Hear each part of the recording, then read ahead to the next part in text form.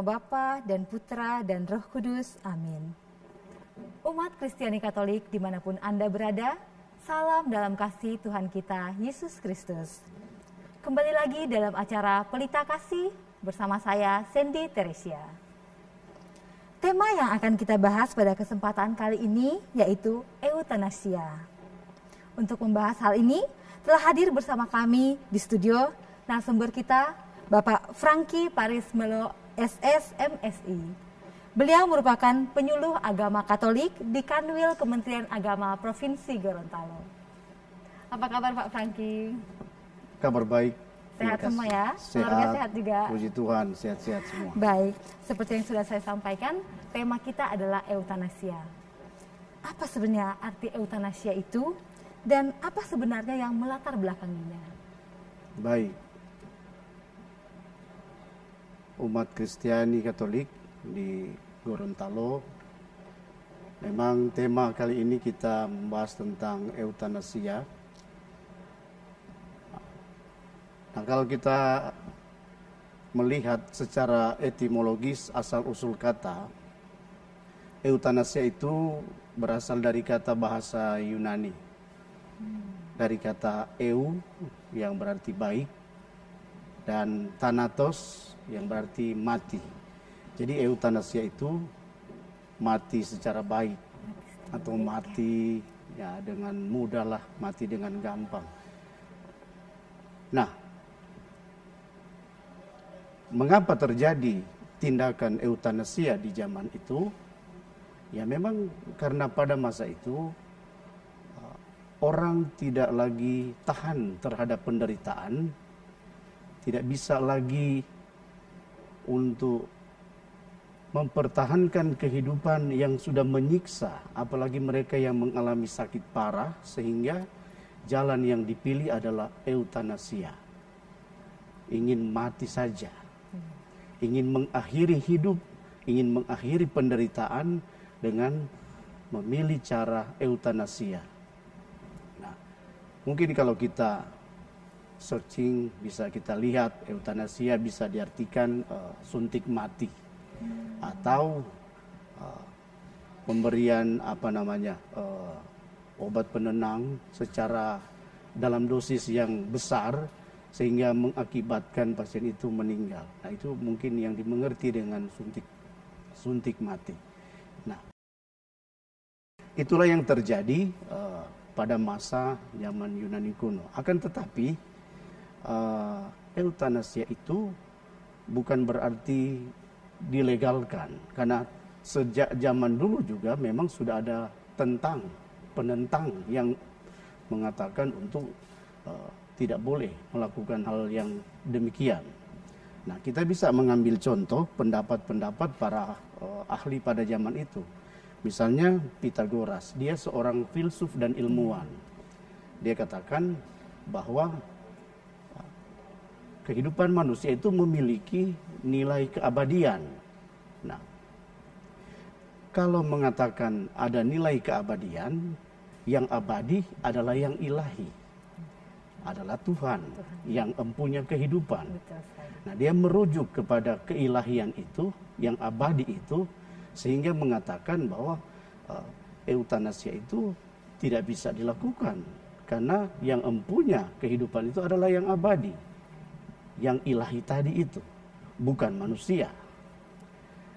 Nah, demikian juga filsuf Aristoteles, ya, kita kenal seorang pemikir hebat di zaman Yunani kuno. Dia sendiri memberikan poin lagi yang berbeda.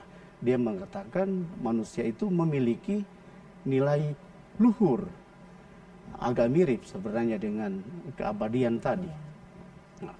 Keluhuran yang melekat pada kehidupan manusia itu tidak serta-merta membuat manusia itu berhak untuk melawan keluhuran yang ada. Karena yang punya keluhuran itu adalah Sang Pencipta. Nah, selain para filsuf ada juga ahli di bidang medis yang dikenal dengan istilah bapak kedokteran.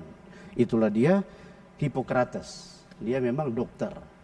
Dan penemu berbagai macam disiplin di bidang kedokteran begitu.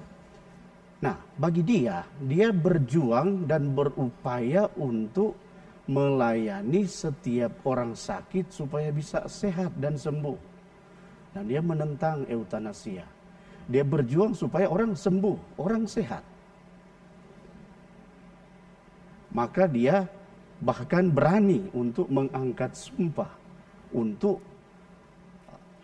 perjuangan terhadap kesehatan itu.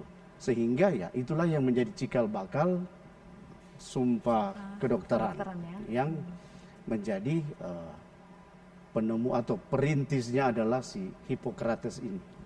Nah, dari beberapa pengalaman atau dari pernyataan-pernyataan beberapa tokoh ini, itu berarti eutanasia itu tidak juga dijalankan oleh semua orang.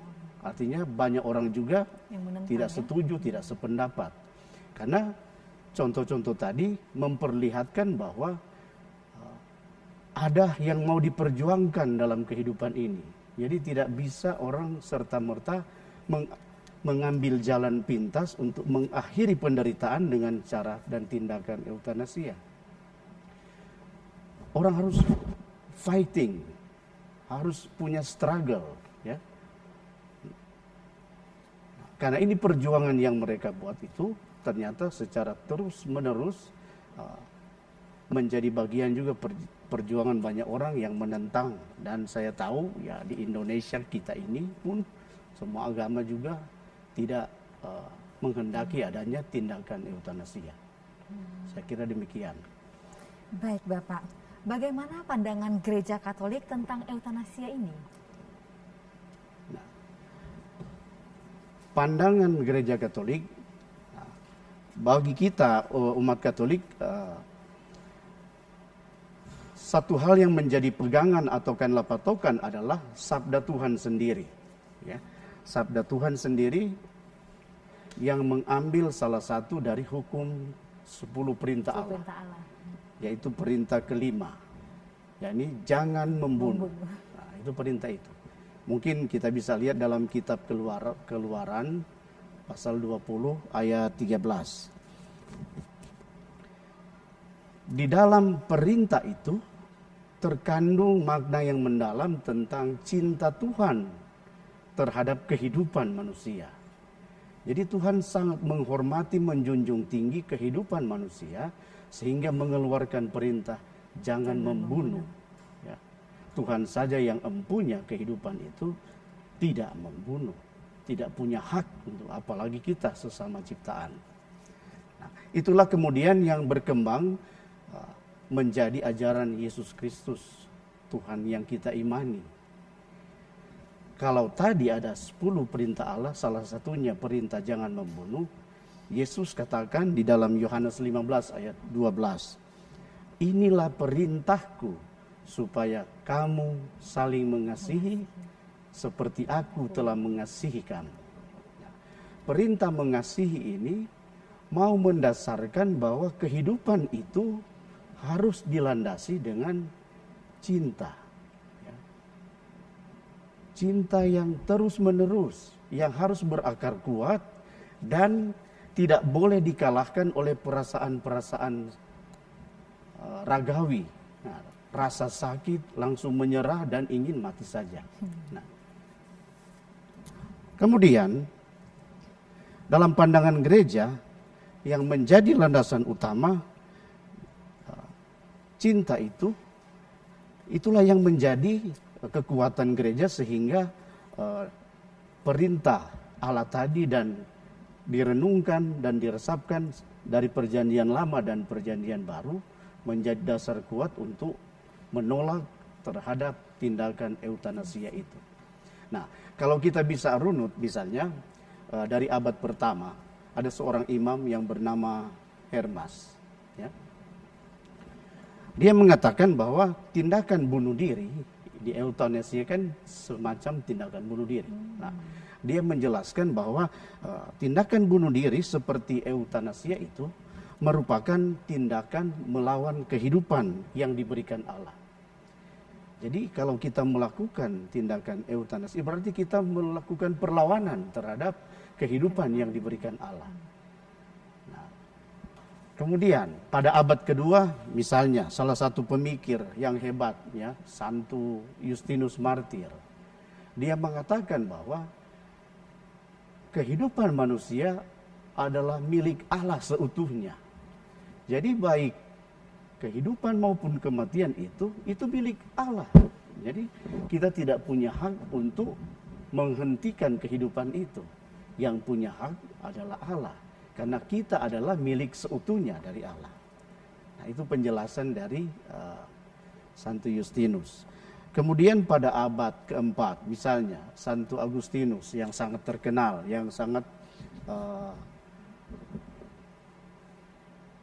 produktif dengan ajaran-ajaran yang menjadi ajaran gereja hingga saat ini. Ada banyak sekali. Nah, dia sendiri mengatakan bunuh diri atau eutanasi itu berarti melawan cinta Allah dalam hidup manusia yang adalah citra Allah. Jadi dia memberi lagi tambahan, kita sebagai manusia itu citra Allah, ya. Sehingga kita punya kesamaan dengan Allah. Kita adalah manusia ciptaan termulia dari Tuhan Allah yang diberikan berbagai kemampuan, berbagai talenta. Kita diberikan kemampuan berpikir, diberikan akal budi, diberikan hati nurani, ya, untuk mempertimbangkan baik buruk, mana yang boleh dilakukan dan mana yang tidak boleh. Nah, maka kita bagi dia itu eutanasia atau bunuh diri seperti yang menjadi pembahasan kita ini adalah tindakan yang sebenarnya melawan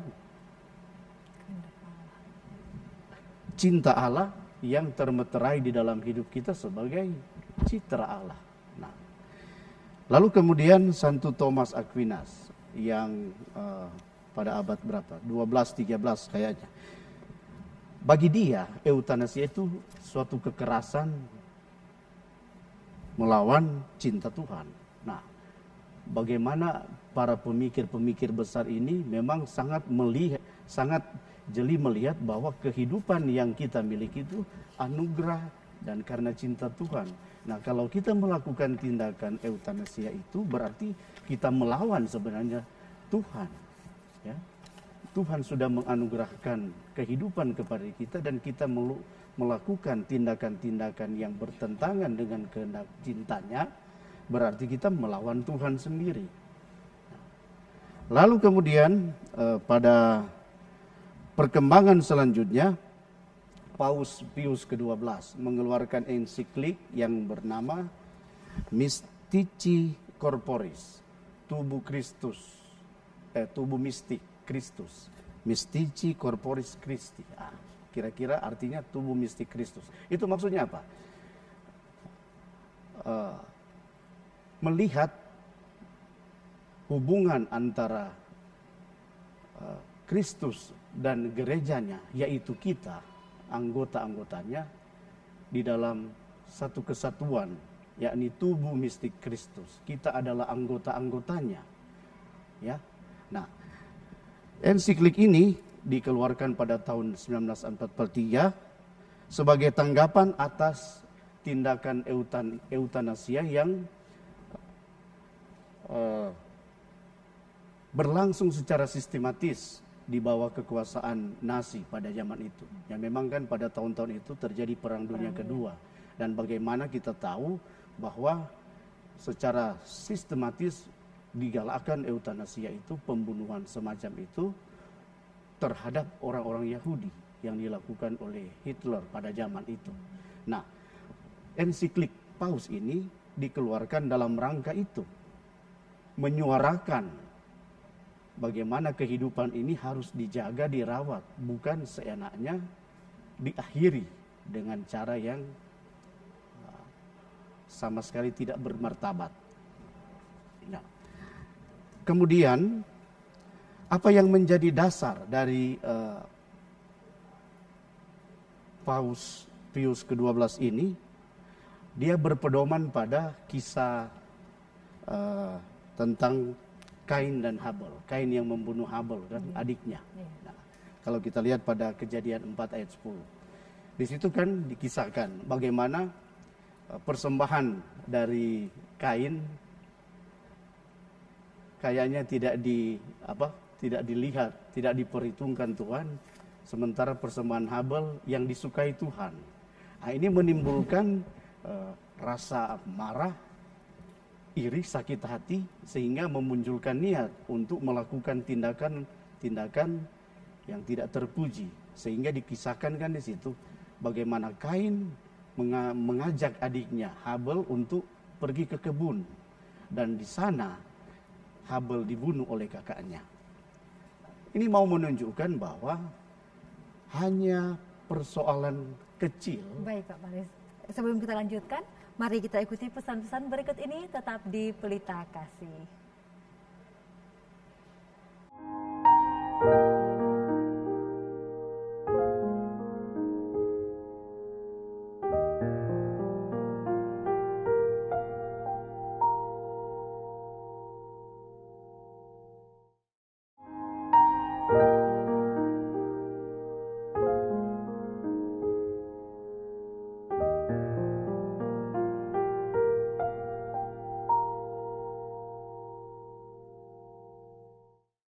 Tadi mengenai persembahan Kain dan Habel ya?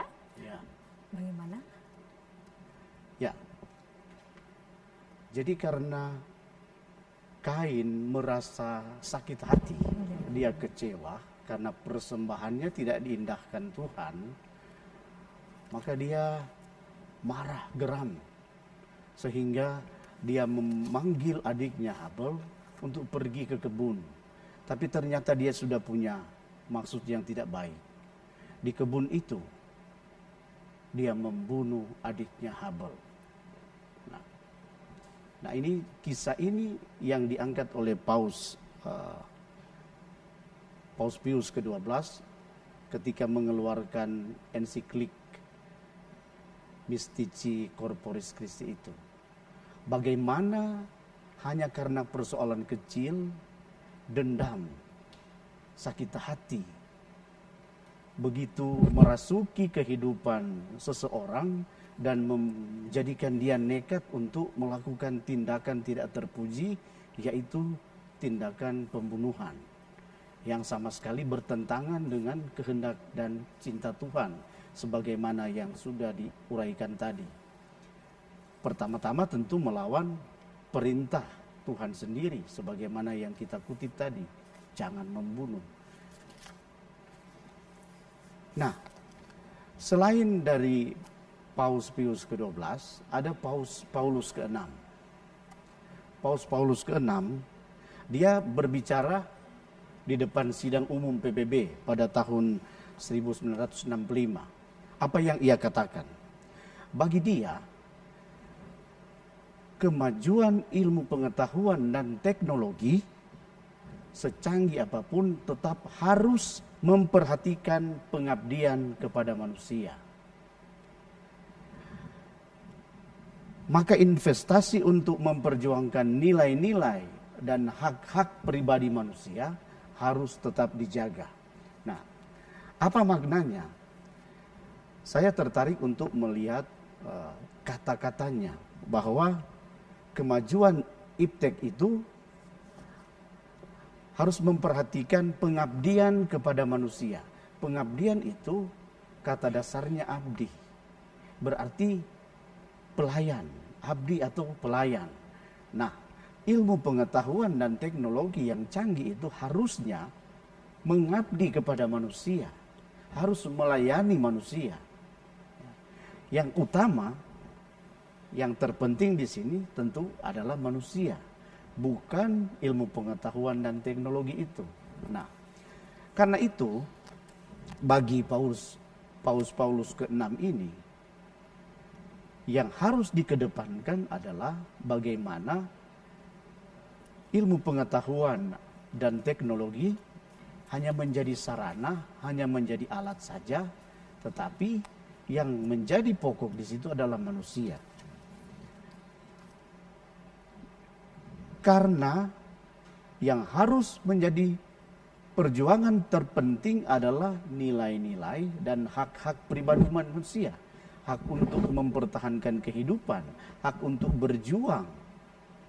Bukan karena tak berdayaan, maka alat-alat yang canggih tadi itu bisa mematikan atau mengakhiri perjuangan hidup manusia. Nah, lalu kemudian semakin ke sini ya, Paus Yohanes Paulus II. Ya, kita mungkin ada di zaman masa kepausan waktu beliau belum meninggal dunia. Nah, yang sekarang ini kan sudah menjadi santo, sudah dikanonisasi oleh gereja menjadi santo, menjadi orang kudus. Nah, bagi Santo Yohanes Paulus II di dalam ensikliknya Evangelium Vitae, Injil Kehidupan, nah itu artinya pada nomor 65 Paus menegaskan bahwa sesuai dengan pengajaran magisterium dari para pendahulu saya dan dalam persekutuan dengan para uskup gereja Katolik, saya menegaskan bahwa eutanasia adalah pelanggaran yang berat terhadap hukum Tuhan, sebab hal tersebut merupakan pembunuhan seorang manusia secara disengaja dan secara moral tidak dapat dibenarkan. Nah, sangat tegas dan sangat keras menurut saya pernyataan dari Yohanes Paulus II ini, karena dia betul-betul mau memegang teguh martabat kehidupan manusia yang harus diperjuangkan, yang harus diberikan tempat yang paling tinggi, paling luhur, paling mulia. Ya. Sehingga bagi dia, eutanasia itu satu pelanggaran berat terhadap hukum Tuhan. Ya. Itu pelanggaran berat, berarti dosa. Bagi dia, tidak dapat dibenarkan tindakan eutanasia itu secara moral, tidak dapat dibenarkan. Ajaran ini bagi Yohanes Paulus II didasarkan pada hukum kodrat dan sabda Allah yang tertulis seperti yang kita kutip tadi, ya, yang diteruskan oleh tradisi suci dan diajarkan oleh magisterium gereja. Nah, inilah ciri khas gereja Katolik kita ini, ya. Kita punya tradisi suci, ya. Tentu berdasarkan kitab suci ada, ya, iman kita digali dari kitab suci, ada tradisi suci dan ada magisterium gereja, otoritas yang melakukan pengajaran-pengajaran iman yang benar, yang baik, yang tepat sesuai dengan refleksi para bapak-bapak gereja, ya. Itulah kekayaan kita, sehingga kita tidak sembarangan melakukan tafsir-tafsir kitab suci. Karena kita punya otoritas yang menjaga kesatuan ajaran itu. Nah, apa yang diajarkan secara turun-temurun, yang sudah mentradisi, yang dikokohkan, dikukuhkan di dalam magisterium gereja, itulah yang menjadi patokan pedoman kita. Lalu kemudian pada tahun 1980 ada Kongregasi Doktrin Iman.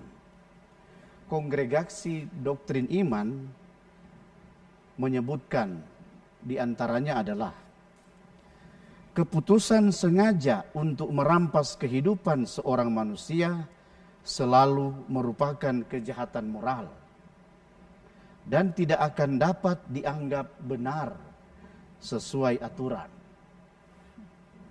baik sebagai tujuan maupun sebagai cara untuk mencapai tujuan. Nah, ini sangat menarik, ya. Keputusan sengaja, eutanasia itu kan keputusan sengaja.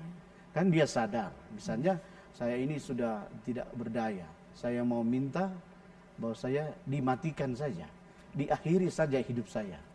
Bagaimana caranya? Tolong, suntik saja saya, matikan saja.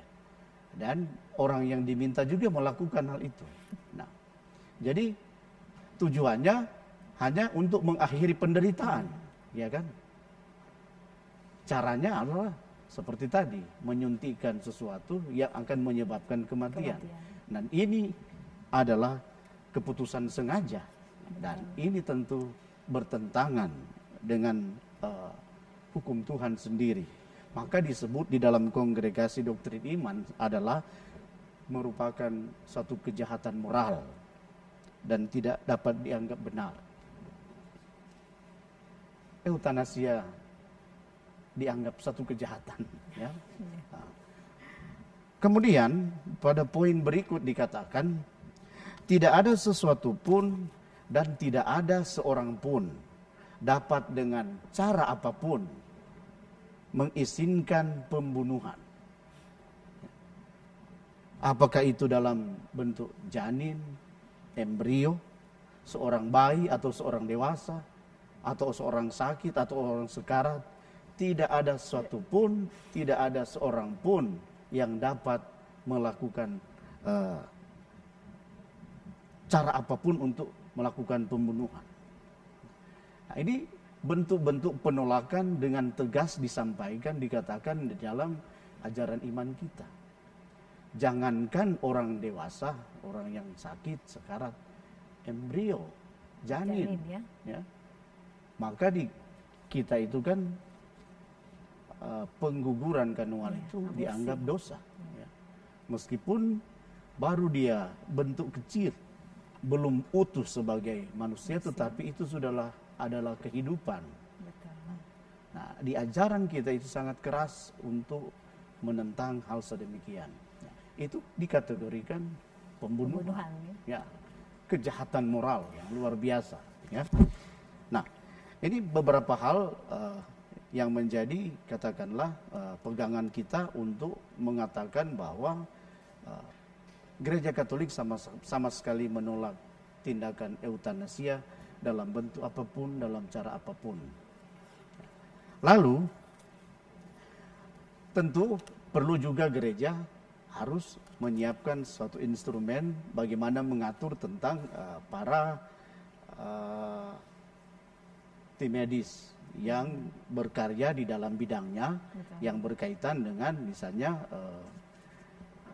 kegiatan perawatan kesehatan. Nah, berbagai jenis penyakit kesehatan yang berat dan yang ringan, bahkan yang sudah sekarat, yang ya tentu ada macam-macam hal yang menjadi pertimbangan-pertimbangan, dan kita tidak bisa mengelak bahwa terjadi penyimpangan-penyimpangan, yaitu pembunuhan dalam tanda petik, ya, mengakhiri kehidupan seseorang dengan cara medis itu berarti tindakan juga pembunuhan. Karena kan secara sengaja, sebagaimana yang menjadi poin-poin pembahasan tadi. Karena itu ada juga dokumen khusus untuk para petugas kesehatan yang bekerja di bidangnya terkait dengan permasalahan yang kita bahas. Dokumen untuk para petugas kesehatan yang dikeluarkan oleh Dewan Kepausan untuk pendampingan pastoral dikeluarkan pada tahun 1995, menjelaskan tentang persyaratan umum dalam penanganan pasien adalah menghindari kematian pasien yang disebabkan oleh kelaparan dan kehausan. Nah, itu standar ya, umum. Menghindari kematian pasien yang disebabkan oleh kelaparan dan kehausan. Nah, di dalam pelayanan kesehatan yang menjadi pelayanan standar adalah memberi makan dan memberi minum. Asupan kalori, kemudian juga air, ya, untuk kehidupan itu diupayakan secara terus-menerus harus ada. Bagi sehat, ya, bagi pasien yang dirawat. Sehingga itu menjadi satu persyaratan. Karena kalau terjadi kematian dan tidak dilaksanakan sebelum terjadi kematian, terjadi kelalaian di dalam pelayanan yang standar ini, itu berarti kematian itu menjadi tanda tanya. Ya, karena tidak ada pelayanan standar. Maka dokumen itu menyoroti soal itu. Harus ada itu. Ya, mengingatkan selalu. Dokumen itu karena dia ya sifatnya pastoral, menghimbau, mengingatkan supaya para tim medis, nah, apalagi seruan ini kan untuk mereka beragama Katolik, senantiasa memberikan pelayanan standar seperti ini. Kalau mereka yang mengalami sakit-sakit parah dengan bantuan ventilator kah, macam-macam alat kah, tapi standar tadi tetap ada. Jangan mau mengedepankan kekuatan alat-alat yang canggih itu, yang standar tidak ada. Nah, ini satu pengabaian terhadap standar pemenuhan kesehatan. Jika kasus terjadi sebaliknya, yaitu pasien setelah menjelang ajal, misalnya, di mana pemberian makanan dan air malah menimbulkan kesulitan, ya bisa kan? diberhentikan. Bisa dihentikan, tidak usah dilanjutkan, karena berarti yang standar ini pun sudah tidak memenuhi kebutuhan dia, ya. Berarti tidak perlu. Nah, kalaupun dia meninggal, pada akhirnya dia meninggal secara wajar, bukan karena kelalaian di dalam pelayanan kesehatan. Nah, itu yang menjadi catatan dalam dokumen ini, dokumen untuk para petugas kesehatan. Itu yang saya kira paling penting di dalam dokumen yang sudah diuraikan oleh jadi pegangan gereja ketika berhadapan dengan kasus-kasus eutanasia itu. Saya kira demikian. Baik Bapak, berarti menurut Gereja Katolik eutanasia itu disamakan dengan pembunuhan? Iya, bisa dikatakan demikian karena kan orang mengakhiri kehidupannya secara tahu dan mau. Bisa misalnya saya mau mengakhiri, saya tidak kuat lagi menahan susahnya kehidupan ini, penderitaan yang berat ini, saya minta hentikan. Lalu kalaupun saya dalam keadaan tidak berdaya dan saya minta orang lain tolong, jadi bisa saya melakukan sendiri, bisa saya meminta orang lain, ya dibantu oleh orang lain. Nah, itu kan secara sadar, secara tahu dan mau, dan yang diminta pun tahu bahwa ini permintaan beliau. Nah, itu juga satu kesalahan besar, satu tindakan yang melawan moral, tindakan yang bertentangan dengan hukum, dan itu pembunuhan. Ya kan? Ya. Karena kita apa? Kita ini sebagai orang beriman diberikan juga intuisi iman. Dalam arti kita punya kemampuan untuk berjuang, mempertahankan kehidupan. Tugas kita kan itu. Ya. Ketika berada di dunia, Tuhan kasih kesempatan, silakan. Penuhilah bumi, ya kuasailah dan manfaatkanlah, berjuanglah di dalamnya. Berjuang, memperjuangkan kehidupan. Soal kemudian nanti kita meninggal dengan cara bagaimanapun itu kuasa Tuhan. Ya. Seperti pendapat para pemikir-pemikir tadi kan, itu milik Tuhan seutuhnya. Kita ya hidup saja, melaksanakan karya-karya baik, mematuhi semua ketentuan hukum yang berlaku, hukum agama, hukum masyarakat, hukum sipil, hukum negara. Hidup saja. Ketika kita mengalami penderitaan, ya, malah secara teologis dikatakan berarti kita harus mengambil bagian di dalam penderitaan Kristus. Kalau kita sakit, menderita, itulah cara kita mengambil bagian di dalam penderitaan Kristus. Karena sakit kita, sekarat kita, parah-parahnya kita itu tidak separah apa yang dialami oleh Tuhan Yesus. Ya. Ribuan kali dicambuk, berapa kali jatuh bangun di kayu salib, dan dia begitu susah payah untuk sampai ke puncak Golgota. Nah, sehingga tidak ada kewenangan dari kita untuk mengakhiri penderitaan kita sendiri. Meskipun hidup adalah hidup kita, penderitaan adalah penderitaan kita, tidak secara hukum membenarkan untuk diri sendiri mengakhiri hidupnya. Baik, tahan sebentar Pak Faris. Nanti akan kita lanjutkan setelah pesan-pesan berikut ini. Tetap di Pelita Kasih.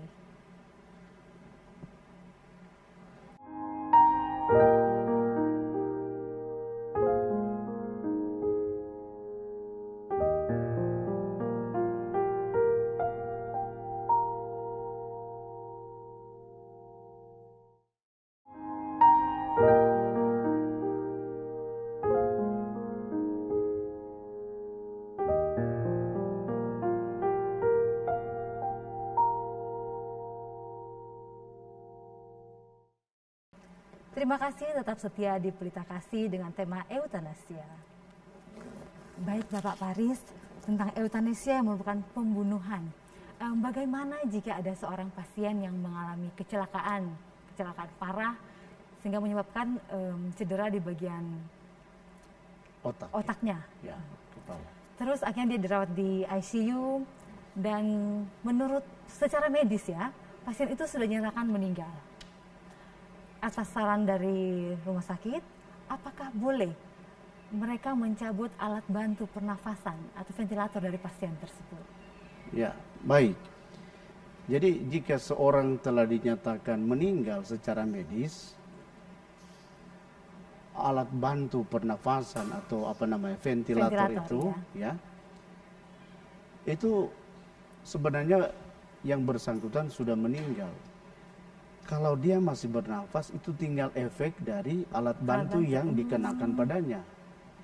Sehingga kondisi ini tidak real lagi untuk mensupport dia untuk memang bertahan hidup sebenarnya. Ya? Sehingga keluarga ya tidak apa-apa. Tidak apa-apa ya? Mencabut saja alat itu. Yang itu tidak karena itu tidak termasuk eutanasia. Ya? Oh, iya. Karena kan sudah ada keputusan medis bahwa dia sudah meninggal. Iya. Alat bantu pun ya sudah tidak bermanfaat apa-apa lagi untuk itu. Jadi tidak persoalan. Itu bukan dikategorikan ya? Sebuah tindakan eutanasia. Jika ada case lain, misalnya ada pasien yang kena stroke dan mengalami koma. Dia dirawat di rumah sakit sudah cukup lama dan mungkin sekitar 2 mingguan. Sedangkan biaya perawatan di ICU itu lumayan mahal, mungkin bisa sekitar 6 jutaan per hari. Dan sepertinya tidak ada tanda-tanda membaik dari pasien tersebut. Otomatis dari keluarga itu merasa sangat terbebani ya dengan biayanya. Dan akhirnya mereka meminta agar segala alat bantu dari pasien itu dicabut dan pasien dipulangkan. Otomatis jika sudah dicabut semua alat bantu pernafasannya, tidak lama kemudian pasien itu meninggal. Kalau itu bagaimana? Ya, kalau tim medis pun para dokter menghadapi kasus seperti ini dan mereka sendiri tidak bisa memberikan jaminan, ya, tidak bisa memberikan jaminan bahwa alat ini akan mampu untuk membantu dia untuk mencapai apa yang diharapkan, dia bisa pulih, dia bisa sehat kembali, dan ya saya kira segala treatment, segala upaya penyembuhan yang dilakukan itu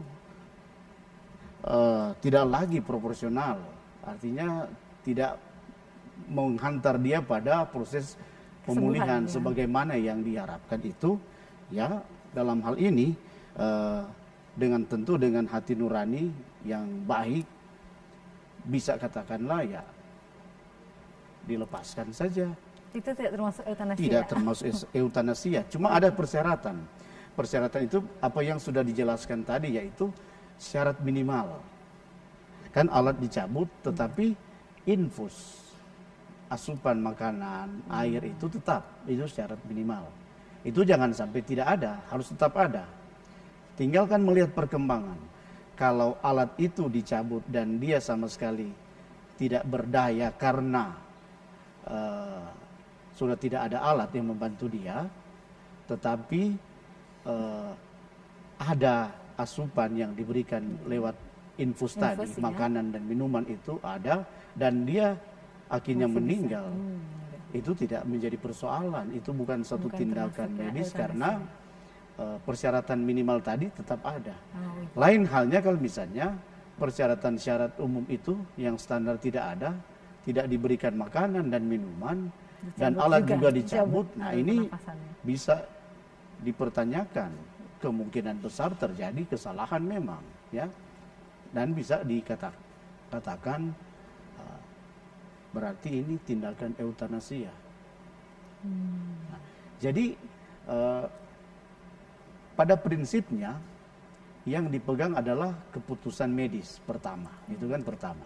Kalau medis mengatakan memang dia sudah meninggal secara medis, ya bisa. Berarti apapun tidak bisa lagi dilakukan untuk memulihkan ya. Untuk proses pemulihan sebagainya, dan meskipun keluarga berupaya untuk tetap, kalau sudah ada pernyataan medis, ya, dokter itu kan disumpah dan sudah ada pernyataannya, itu kan tentu melalui proses yang panjang di dalam penanganan penyembuhan itu, sehingga pada titik di mana dia tidak bisa lagi memperpanjang kehidupannya karena keadaan kondisi fisiknya, ya langsung stop saja di situ. Tidak masalah ya berarti ya.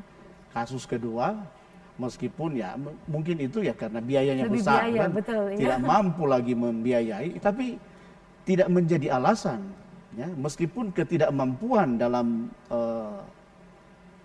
membiayai pasien tersebut, anggota keluarga itu tidak menjadi alasan untuk melakukan eutanasia. Ya kan? Oke, alat yang dipakai mungkin sudah sekian banyak ya, dan itu yang menyebabkan mahalnya pengobatan, pembiayaan pengobatan itu. Tetapi kan yang standar itu tetap ada. Asupan makanan, minuman itu yang standar. Nah, itu kan tidak mahal.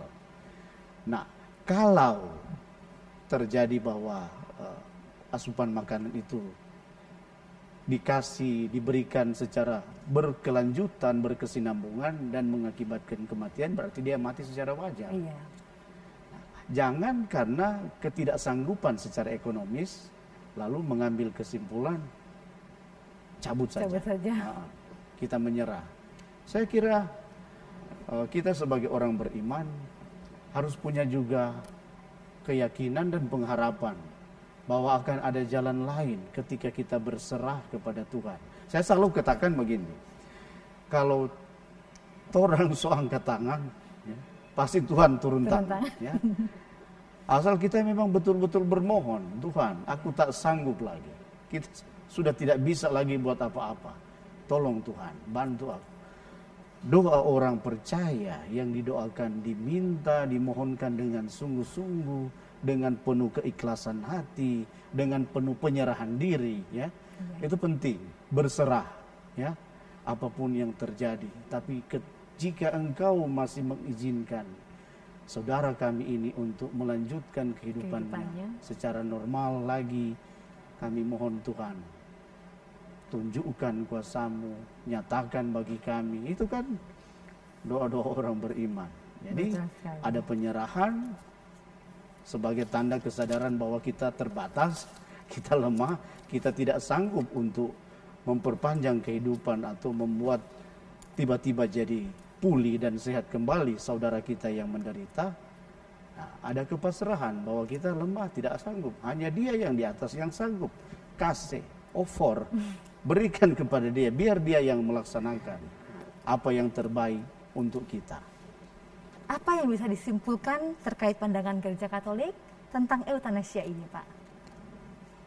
Ya, bagi saya pendek. Proaktif for pro-life. Jadi kita harus berjuang untuk kehidupan, bukan untuk mematikan kehidupan itu, tapi untuk hidup yang berkepanjangan. Selanjutnya, biarkan Tuhan yang melakukan kehendak-Nya. Saya kira itu. Baik, terima kasih Bapak Paris atas penjelasannya. Semoga apa yang disampaikan dapat menambah wawasan dan pengetahuan kita semua, umat Kristiani Katolik khususnya ya.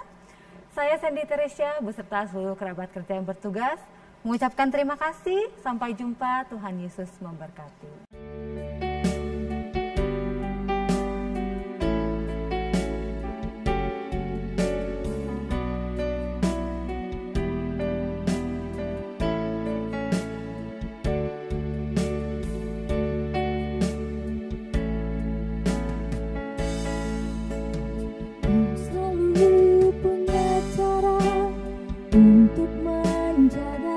Senantiasa ada di dalam rencana-Mu Tuhan.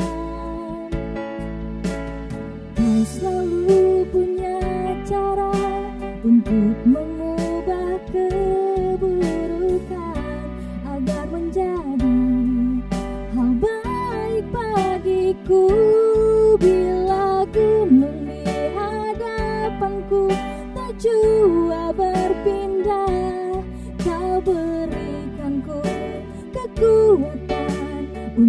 mendakinya. Ku lakukan yang terbaikku, Kau yang selebihnya. Tuhan selalu punya cara membuatku menang pada akhirnya.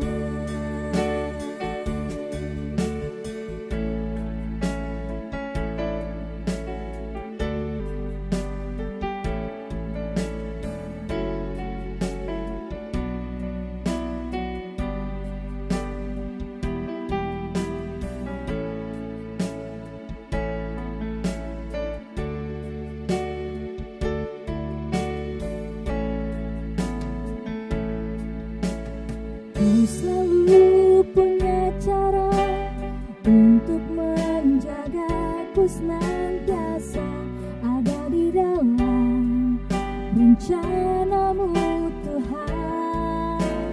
Kau selalu punya cara untuk mengubah keburukan agar menjadi hal baik bagiku. Bila gunung di hadapanku tak jua berpindah, Kau berikanku kekuatan untuk mendakinya. Ku lakukan yang terbaikku, Kau yang selebihnya. Tuhan selalu punya cara membuatku menang pada akhirnya.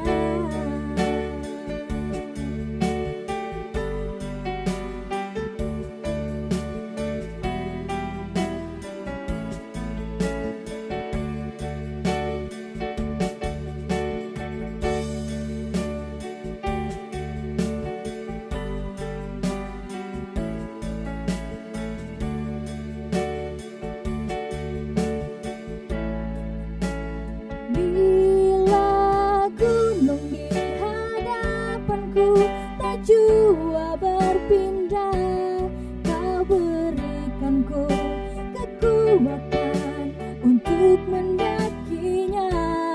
Ku lakukan yang terbaikku, Kau yang selebihnya. Tuhan selalu punya cara membuatku menang pada akhirnya. Tuhan selalu punya cara membuatku